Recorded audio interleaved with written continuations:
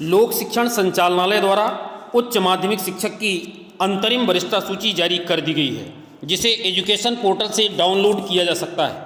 इसी प्रकार संभागीय कार्यालय से माध्यमिक शिक्षक की एवं जिला कार्यालय से सहायक अध्यापक की अंतरिम वरिष्ठता सूची जारी कर दी गई है। परंतु सूची को डाउनलोड कैसे करें, इसके लिए आपको गूगल ब्राउज़र में जाना होगा।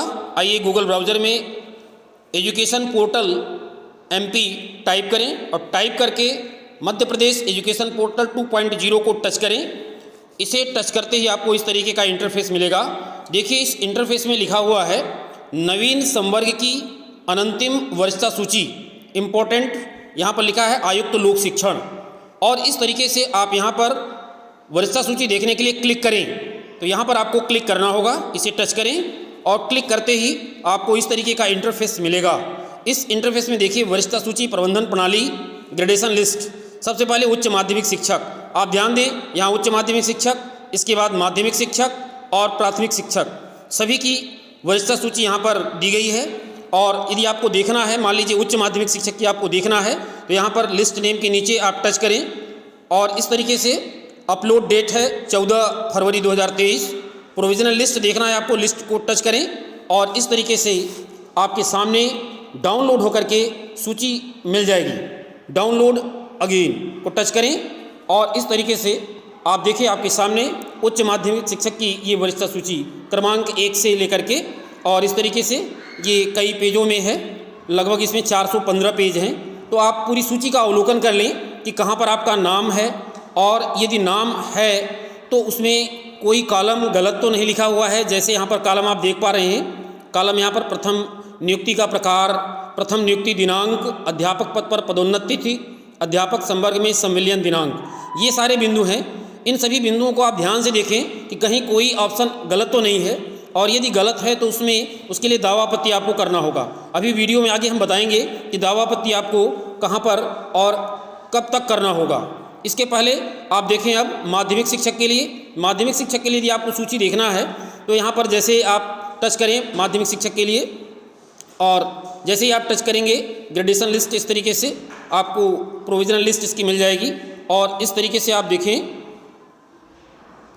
ये है सूची, और इसमें जो निर्देश दिए हैं निर्देश को भी ध्यान दें। कार्यालय संयुक्त संचालक लोक शिक्षण नर्मदापुरम संभाग नर्मदापुरम, इसमें दिया हुआ है कि सभी संकुल प्राचार्य अपने अपने संकुल पर सूची चस्पा करेंगे, अधीनस्थ लोक सेवकों को अवलोकन के लिए देंगे।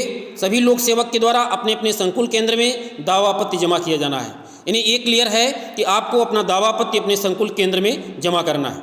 सभी संकुल प्राचार्य द्वारा दावापत्ति का सेवा अभिलेख से परीक्षण किया जाएगा, और इसके पश्चात संकुल प्राचार्य दावे आपत्ति के निराकरण के उपरांत संकलित जानकारी सॉफ्ट एवं हार्ड कॉपी में जिला शिक्षा अधिकारी कार्यालय में जमा करावें। इस तरीके से आप देख सकते हैं कि ये सब डेट्स लिखी हुई हैं, किन किन डेटों में आपको काम करना है। यानी आपको जो दावा आपत्ति करना है वो दावा आपत्ति 26/9/22 सभी लोक सेवकों के द्वारा अपने अपने संकुल केंद्र में दावा आपत्ति जमा किया जाना, ये 26/9 तक है। यानी 26/9 तक आपको ये काम कर लेना है। ये 2022 लिखा हुआ है, ये ध्यान देंगे, इसमें 2023 ये होना चाहिए। और इस तरीके से आप सूची का अवलोकन कर लें। ये सूची पड़ी हुई है, इस तरीके से ये सूची हो गई आपकी, और इस सूची में भी आपका कार्यरत जिले, वरिष्ठता दिनांक आदि सारी एंट्री है, सभी एंट्री आप देख लें। इसके बाद यदि आप सहायक अध्यापक हैं तो सहायक अध्यापक के लिए देखिए प्राथमिक शिक्षक के लिए यहाँ पर दिया गया है, और जिस भी जिले का आप देखना चाहें देख सकते हैं। यहाँ पर वरिष्ठता सूची दिया हुआ है, रतलाम, सीहोर, राजगढ़, जबलपुर। जैसे जबलपुर का यदि आपको देखना है तो जबलपुर के लिए आप प्रोविजनल लिस्ट खोल लें, डाउनलोड कर लें, और इस तरीके से आपके सामने ये देखिए 13/2/2023 का ये पत्र है।